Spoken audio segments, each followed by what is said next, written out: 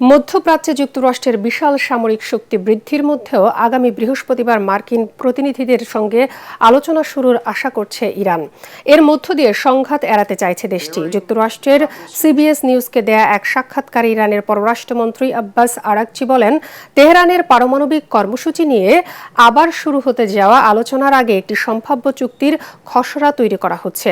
যুক্তরাষ্ট্র ও ইরানের আলোচনায় মধ্যস্থতাকারী দেশ ওমানের পররাষ্ট্রমন্ত্রী বদর আল বুসাইদি বলেছেন, বৃহস্পতিবার জেনেভায় আলোচনা শুরু হবে। চুক্তি চূড়ান্ত করার লক্ষ্যে বাড়তি পদক্ষেপ নেওয়া হচ্ছে।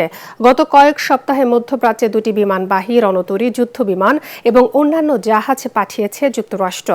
এদিকে ইরানের উপর হামলা বা গুপ্ত হত্যা চালানো হলে দেশকে টিকিয়ে রাখার দায়িত্ব নেবে জাতীয় নিরাপত্তা প্রধান। ইরানের সর্বোচ্চ নেতা আয়াতুল্লাহ আলী খামেনি এর সিদ্ধান্তের কথা জানান।